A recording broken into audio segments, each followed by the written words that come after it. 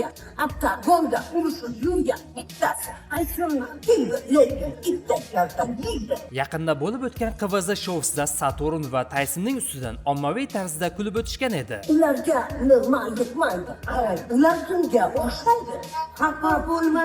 Tabiiyki bu holatda ko'pchilikni norozilik uyg'otdi. Saturn va Tayson ham ushbu holatga jim tura olmadi va video murojaat orqali javob qaytarishdi. Do'stlar, bu videoni ko'rdimda, opa itdek kalta yeydi, bunaqa deb gapirgan ekan.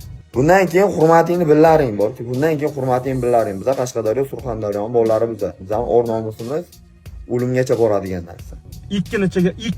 ikkin mixlat beraman. 2gacha. Ayniqsa Tayson masxara qilgan ayolga nisbatan keskin munosabat bildirdi. Qadrli do'stlar, videoni ko'ring va albatta o'z izohingizni kommentariy yozib qoldiring.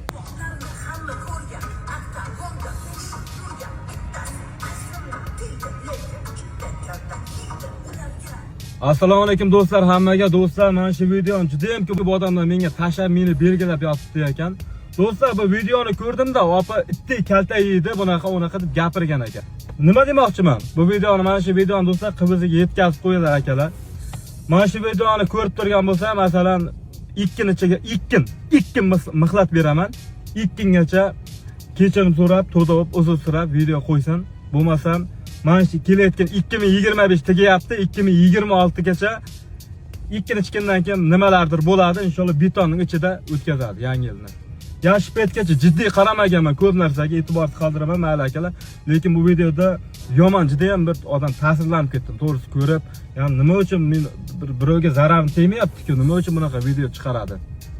Do'stlar, o'zlaring fikrlaringizni bildiringlar akalar. Nima deylik, ya'ni qaysi biriga nima deyish hayronman. Omon bo'linglar.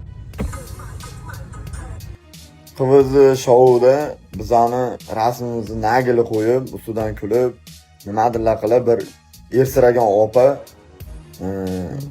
Tayson deydi nomini, o'lib tayoq yeydi, nimadirlar degan. U Tayson o'zga yurtga borib 2 marta bayroq ko'tardi. O'zga yurtli raqibini o'z yurtida tor-mor qilib O'zbekiston bayrog'ini yuqoriga ko'tardi. Senlar undan ko'ra ayol kishisan. Qisibgina uyda o'tirish kerak. Agar bizaga o'xshagan erkakni qo'liga tushsang, biz qanaqa tarbiya berishni o'zimiz bilardik. Bilmadim, endi borku, nima deyish kerak, nima qo'yish kerak. O'shada realni bo'lganimizda to'g'ri narsa bo'lmasdi borku. Qamog'iga yoki boshqa narsasiga qaramasdan o'sha yerda nuqta qo'ygan bo'lardik. Ayol kishi bo'lasanmi, erkak kishi bo'lasanmi? Bundan keyin hurmatingni billaring borki, bundan keyin hurmatingni billaring. Biz Qashqadaryo, Surxondaryo bolari biz o'r nomusimiz o'limgacha boradigan narsa.